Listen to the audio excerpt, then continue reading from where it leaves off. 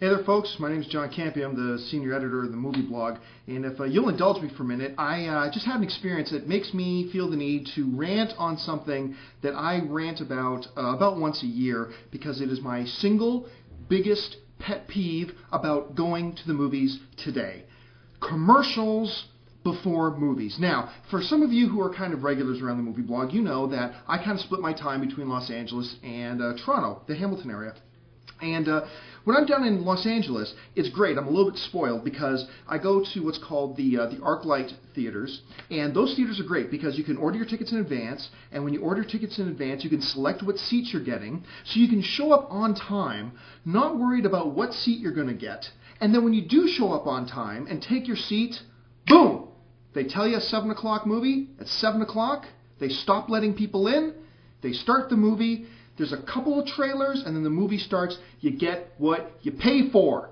Now, it's expensive to go to the movies these days. I mean, it wasn't so long ago. I remember as a little teenager, just starting high school and stuff like that, I used to love Tuesdays because they had $2.50 Tuesdays, and then $4 Tuesdays, and then $6 Tuesdays. And now they don't have any Tuesdays because everything's so bloody expensive they can't possibly think about giving you a discount. Now, the average theater price, depending on if you go to decent theaters, is always over $10, depending on where you go.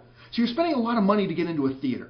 You know what? Fine. I love the movies, so I don't mind spending the money to get into your theater to watch the thing I love most, which is movies. It's worth it to me. I'll drop down the $12. I'll drop down the $13. I'll drop down the $14. Hell, I'll even pay $3.50 for a bottle of frickin' water. $7 for a thing of popcorn, and maybe $4 for another Diet Coke. By the time it's all said and done, I spent like $25 just to go and see a movie. Fine, I pay for it. But I'm getting what I pay for. A movie, right? Okay, so look, I've said this before, but let me rehash this. You come to a website like the movie blog. Hey, I'm not against advertising. The movie blog makes all of its money off of advertising. But guess what? It's a free website. So, yeah, you're subjected when you come to the movie blog to see a couple of banners and ads and stuff like that, but in return you're getting a free website to read and all that kind of crap. So, you have to watch ads, you have to see ads, but you're getting something in return for it. It's kind of fair, and I understand that. And listen, I'm all for movie theaters and any kind of business coming up with new ways to make money. That's what people are in business for, to make money. I don't fault them for that. But when I pay $12 to go to a movie, this is an experience I had here in Hamilton the other day. There's a brand new Silver City movie theater, and I'm all excited. I'm not so excited about seeing Fast and the Furious, but I was all excited about going to this brand new Silver City movie theater. So I go to it, okay? And pay my money to get in, fine. But I forget about the commercials. I get there. The thing says the movie starts at 6:40 p.m. So fine, like a good little boy, I march off there to be there at 6:40 p.m. How naive could I be to possibly expect that they would actually give me a movie at 6:40 p.m.? Now remember, this isn't like TV. This isn't where I have to watch commercials because I'm getting a free TV show. I paid to get into this movie theater. I paid $12 to get into this movie theater. I paid for my time there. I paid you for a 6:40 movie. That's what I paid for. So I soldier off to the movie theater at 6:40. I take my seat expecting a movie to start. Oh, no, no, no. That was frickin' naive of me to possibly think there would be a movie starting at 6:40 when I paid for it and you told me a movie was going to start at 6:40. No, no, no, no, no. 6:40 comes, the lights go down. Oh, great, we're going to get a movie. And what do I get? I get a frickin' Fruitopia commercial, followed by a Nissan commercial, followed by a women's contraceptive commercial, followed by a Coke commercial, followed by another car commercial, followed by some other kind of commercial. By the time the movie started, I looked down at my iPhone to look at the clock.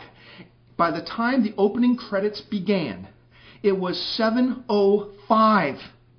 That's 25 minutes that I sat there.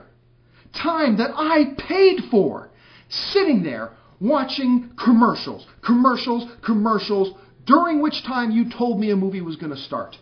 Now, the reason this has got me all upset is because this has gone up from the last time I wrote about this and ranted about this. The last time I ranted about this topic was a little over a year ago, and it was like 19 or 20 minutes. It's now 25 minutes of uncompensated ad-watching time when I paid you to be sitting there in that movie theater. Now, some people will say to me, but John, why are you getting so upset? I mean, them showing commercials in the theaters is helping to keep the ticket prices down. No, it's not. It's not even a little bit. Do the math. In 2008, they reported that the revenue generated by the movie theater industry went up a record 18% to, get this, over $500 million. In 2007, they've reported that in 2007, the movie commercials in movie theaters generated over $540 million. That was an 18.5% jump. The early word is that those numbers have gone up again. It's going to be close to $600 million this year. Now, if you do the math, in North America alone, by the number of tickets sold to movies that people go to, that breaks down to this: 22 to 23 cents per ticket. That $540 million that the theater industry made off of my time that I had to sit there, that I paid for, and while they were making money off me, that I paid to be there for, if you do the math, that breaks out to about 22 to 23 cents per ticket. Do you really think, are you so naive that you actually believe they're reducing the ticket prices 22 or 23 cents because of all that ad revenue? Do you really think they're bringing in that revenue and then lowering the price of your ticket? No, they're not, because the revenue spiked 18%. Ticket prices, did they go down? Nah, they went up again. The movie industry recorded record-breaking box office numbers in 2008. Ticket prices go down? Nah. Did they reduce the number of commercials since they're making so much money on this other side? Nah. That went up too. Close to $600 million. Being made off of time they are stealing from me. So don't tell me that, oh, John, this is a part of keeping ticket prices down. Do the math.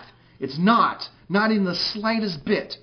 Now, at that point, some brain surgeon will come along to me and say, well, John, then just go to the movie like 20 minutes late. Show up 25 minutes late then. No problem. That way you can stop your complaining. Oh, really, genius? Listen, I went to go see Fast and the Furious the other day, all right? I showed up exactly on time. Not early, not whatever. I showed up exactly on time. And I got a bad seat. A bad seat because the theater is practically packed. I had to sit, and I didn't even get the worst of it. There were these poor schlubs who came in about 2 minutes or 3 minutes after me that got a much worse seat than I did. Yeah, go ahead. Try to go to a new release film on a weekend and show up 20 minutes late. See what kind of seat you get. You're either going to be shit out of luck and not get any seat. 2, you might get a neck breaker seat where you're having to do this and not really seeing the entire movie. Or 3, you're only getting a single seat, so you're not going to be able to sit with the people you came with. So going 20, 25 minutes late is really not an option.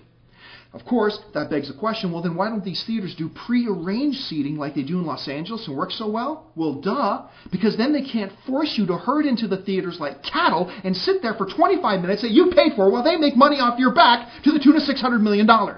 So don't tell me to show up to the movie 20 or 25 minutes late. That ruins the experience anyway.